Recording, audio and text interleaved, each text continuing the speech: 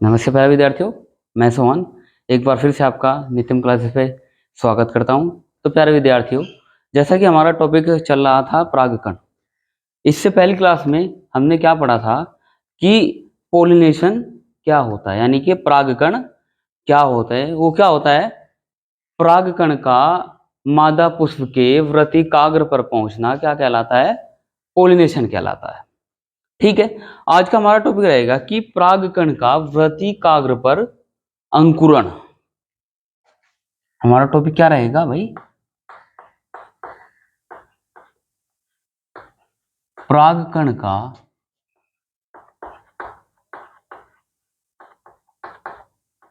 व्रतिकाग्र पर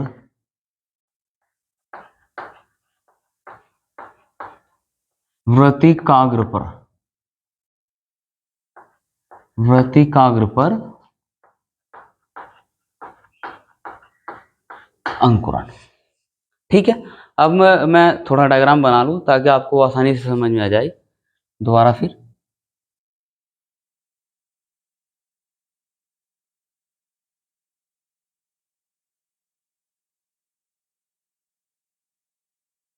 ये क्या होता है, हमारा स्टिग्मा,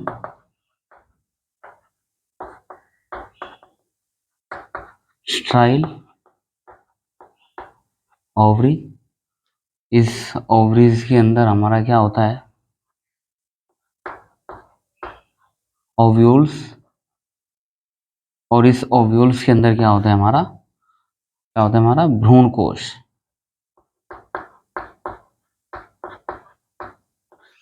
ठीक है, इधर हम छोटा सा डायग्राम परागकण का बनाएंगे।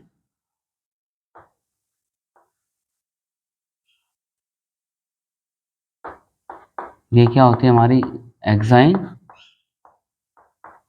इंटाइन, और ये क्या होता है हमारा न्यूक्लियस। और इसके ऊपर क्या होता है, हमारे जनन छिद्र होते हैं।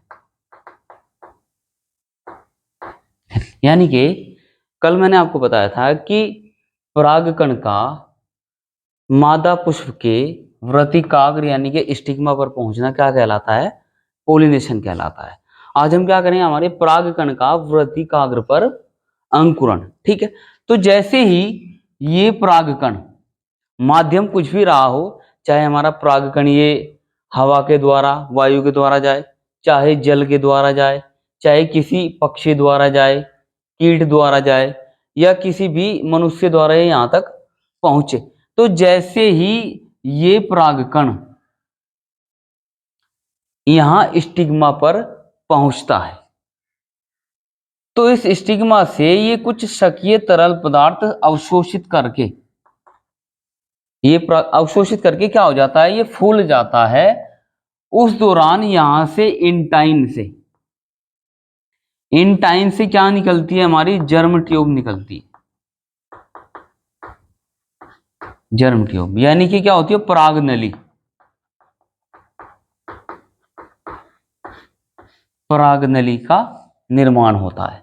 ठीक है, तो जैसे ही ये परागकण यहाँ स्टिग्मा पर पहुंचता है, तो यहाँ से तरल पदार्थ अवशोषित करके ये फूल जाता है। फूलने के कारण इसकी जो एक्साइन लेयर है, इस एक्साइन लेयर के ऊपर कुछ क्या होते हैं, यहाँ कुछ जनन छिद्र होते हैं, जिनके माध्यम से इंटाइन से यहाँ से एक जर्म ट्यूब निकलती है, जिसमें क्या होता है, यानी कि कल मैं परसों मैंने वीडियो में आपको बताया था कि ये जो हमारा इसमें दो प्रकार के केंद्रक होते हैं, एक क्या होता है वृद्धि केंद्रक और एक क्या होता है जनन केंद्रक। अब ये जनन केंद्रक के द्वारा बाद में क्या होता है, दो नर युग्मकों का इसके अंदर निर्माण होता है। कभी कभी क्या होता है कि ये जो हमारा परागकण से, इस परागकण से केवल एक नली का निर्माण होता है। ठीक है, लेकिन क्या होता है, अधिकतर एक से दो पराग नली भी बन जाती है, दो से तीन भी बन जाती है। ठीक है, तो दूसरी बात क्या होता है, इस पराग नली की लंबाई, ये जो हमारी पराग नली है, जो हमारी जर्म ट्यूब है, ये निर्भर करती है ये जो हमारे पास वृत्तिका है, ये वृत्तिका की लंबाई के आधार पर या अनुसार ही इसकी लंबाई होती है। तो ये इसके ऊपर डिपेंड करती है। अब देखिए, ये जो पराग नली है, इस स्ट्राइल के अंदर ये तीन माध्यमों से प्रवेश कर सकती है। फर्स्ट माध्यम क्या होता है हमारे पास, ये open style. Second is close style. Third is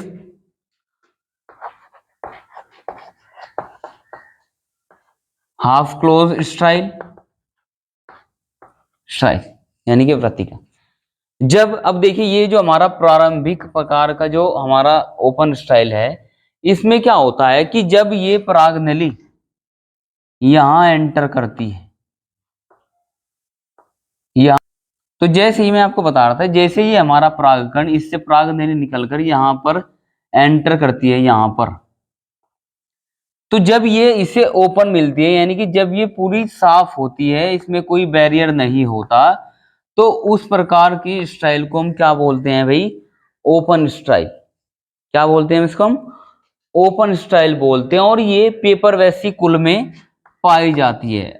NEET में क्या होता है, एक क्वेश्चन आता है कि पेपर वेसिकुल में किस प्रकार की स्टाइल पाई जाती है, जिनके द्वारा जो पराग नली है वो एंटर करती है, तो वो ओपन स्टाइल होती है हमारी। क्या होती है वो, ओपन स्टाइल होती है।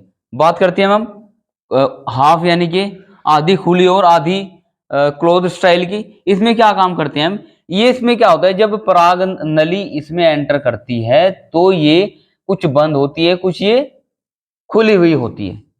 क्या काम है ना, कुछ ये बंद होती है, कुछ ये खुली हुई होती है। जैसे कैक्टेसी कुल के पौधे होते हैं, सॉरी जैसे कुकरबिटेसी,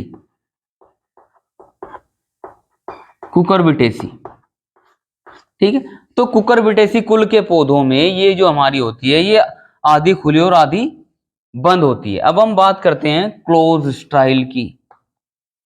बड़ा डिफिकल्ट होता है जब पराग नली हमारी एंटर करती है इस स्टाइल के अंदर, और जब इसको ये फुल पूरी मात्रा में ये इसको क्लोज मिलती है, यानी कि पूरी बंद होती है, तब क्या होता है, तो इस प्रकार की पराग नली में कुछ अंतरकोशीय स्थान होते हैं। अंतरकोशीय स्थान होते हैं जिनके माध्यम से ये पराग नली यहां पर क्या करती है, एंटर करती है। और इसके एग्जाम्पल क्या होते हैं, धतूरा आदि पौधे। तो धतूरे में जो हमारी जो स्टाइल होती है वो क्लोज स्टाइल होती है। ठीक है प्यारे विद्यार्थियों, दोबारा समझेंगे हम।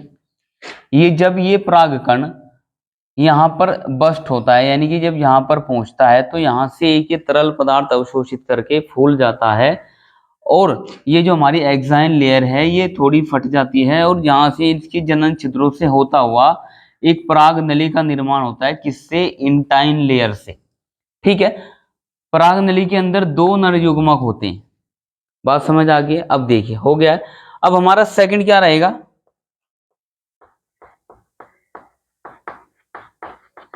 पराग नली का बीजांड में प्रवेश। बीजांड में प्रवेश। अब देखिए मैंने आपको बताया ये स्टाइल, सॉरी ये स्टिग्मा, स्टाइल, ये ओवरी। इस ओवरी के अंदर एक संरचना और पाई जाती है, जिसको हम क्या बोलते हैं, ओव्यूल्स। ओव्यूल्स मतलब बीजांड बोलते हैं।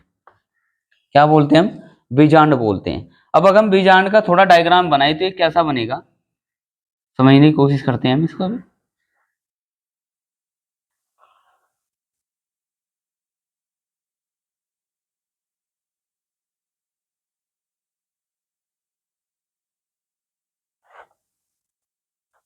ठीक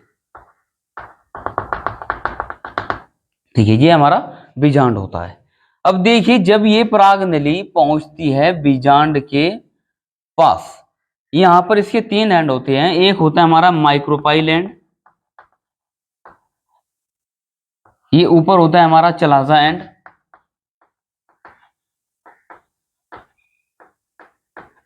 और ये होता है हमारा मीजो एंड, यानी कि अध्यावरण बोलता है, ये द्विआवरण होता है। अब ये जब हमारी पराग नली माइक्रोपाइल एंड से इस ओव्यूल्स के अंदर एंटर होती है, उस कंडीशन को क्या बोलते हैं हम, पैरोगेमी।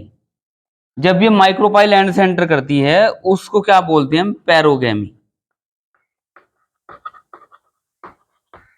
या माइक्रोपाइल गैमी भी बोल सकते हैं। सेकंड इज, जब वो पराग नली इस हमारे चलाजा एंड की ओर से एंटर करती है तब उसको क्या बोलते हैं हम, चलाजा गैमी, चलाजा गैमी।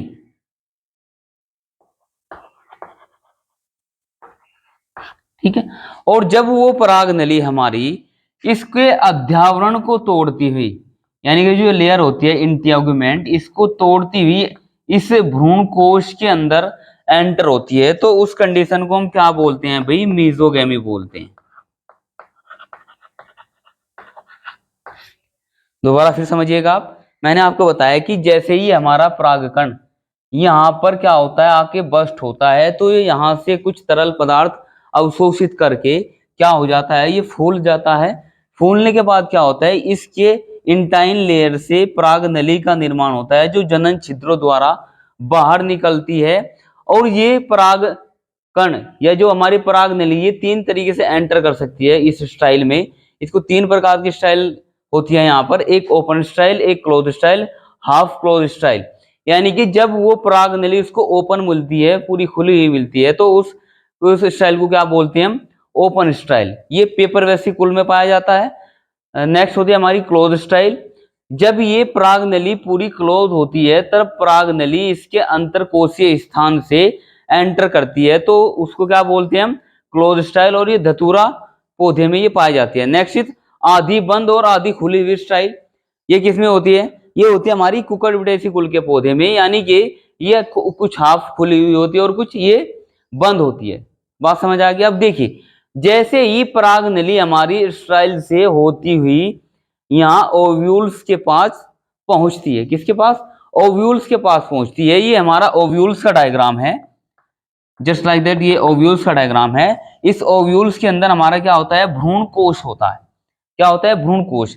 अब जैसे ही ये हमारी पराग नली एंटर करती है, हम मान के चलते हैं कि इसने चलाजा एंड से एंटर किया है, उस कंडीशन को हम क्या कहेंगे भाई, चलाजा गैमी। अगर इस पराग नली ने माइक्रोपाइल एंड से एंटर किया है तो उसको क्या कहेंगे हम, पैरोगैमी।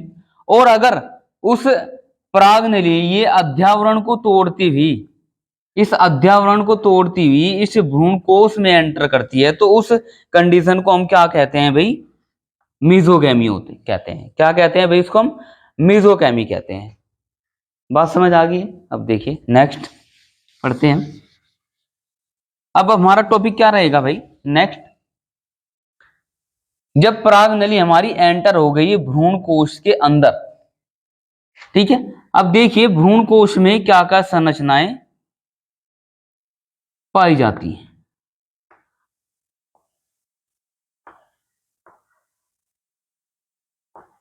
ठीक है। अब देखिए इस भ्रूण कोश में क्या संरचनाएं पाई जाती हैं। ये क्या होती है, हमारी सहायक सहायक कोशा। ये क्या होती है, हमारी एंटीपोडल सेल, एंटीपोडल सेल। ये क्या होती है हमारी पास एग सेल।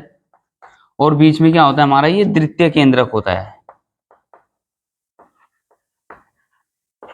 सेकेंडरी न्यूक्लियस होता है। ठीक है। देखिए अब जैसे ही ये पराग नली हमारी एंटर करती है इस भ्रूण कोश के अंदर, तो इस मैंने आपको बताया कि इस पराग नली में दो नर युग्मक होते हैं। जब एक नर युग्मक इस भ्रूण कोश के एंटर करने के बाद फ्यूजन करता है सेकेंडरी न्यूक्लियस से, तो किसका निर्माण होता है, भ्रूण कोश का निर्माण होता है, भ्रूण कोश का निर्माण होता है। और जब एक नर युग्मक इसकी एग सेल से फ्यूजन करता है तब किसका निर्माण होता है भाई, तब किसका निर्माण होता है, एम्ब्रियो का निर्माण होता है। किसका निर्माण होता है भाई, एम्ब्रियो का निर्माण करता है। यहां पे आप लिख सकते हैं कि भाई नर युग्मक plus secondary nucleus is equal to क्या बनता है हमारा, भ्रूण कोश। सेकेंड इज नर युग्मक प्लस एग सेल किसका निर्माण होता है? एम्ब्रियो का निर्माण होता है। अब देखिए आप यहाँ देख रहे होंगे, यहाँ पर दो बार निषेचन हुआ है। एक बार किसका निर्माण हुआ है? भ्रूणपोष का। और एक बार निर्माण किसका हुआ है? हमारे एम्ब्रियो यानी कि भ्रूण का। तो इस प्रकार के निषेचन को क्या बोलते हैं भाई? डबल फर्टिलाइजेशन बोलते हैं। क्या बोलते हैं भाई? डबल फर्टिलाइजेशन की क्रिया के दौरान ही किसका निर्माण होता है भाई? भ्रूणपोष का निर्माण होता है। एक बार फिर से आपको मैं बता देता हूं, अगर हम डिफरेंस करना है कि भ्रूण कोश और भ्रूणपोष में डिफरेंस क्या है, तो मैं आपको बता देता हूं कि जो हमारी भ्रूण कोश जो संरचना होती है, ये निषेचन से पहले प्रेजेंट होती है। ये निषेचन से पहले होती है और ओव्यूल्स के अंदर होती है। और जो हमारे पास भ्रूणपोष है, ये निषेचन के बाद बनती है संरचना किसकी? और इस भ्रूणपोष का काम क्या होता है? ये भ्रूणपोष ये भ्रूण को पोषण प्रदान करता है। ये भ्रूण को पोषण प्रदान करता है। ठीक है, उम्मीद करता हूं भाई आज का लेक्चर आपको समझ आया होगा, अच्छा लगा होगा। अगर आपको पसंद आया तो लाइक कीजिए, कमेंट कीजिए। अगर आपको कोई सवाल है तो सवाल आप कमेंट बॉक्स में लिख सकते हैं, आपको उसका जवाब दिया जाएगा। तो आज के लिए इतना ही। तो एक बार फिर से आप नित्यम क्लासेस के साथ जुड़े रहिए और अपना भरोसा बनाए रखिए। उम्मीद करता हूं आपको ये लेक्चर पसंद आया होगा और अच्छा भी लगा होगा। अगर आपको कोई सवाल है तो एक बार फिर मैं आपको बोलता हूँ, वो आपका सवाल आप कमेंट बॉक्स में टाइप कर सकते हैं, उसका जवाब आपको नेक्स्ट वीडियो में मिल जाएगा। तो धन्यवाद प्यारे विद्यार्थी।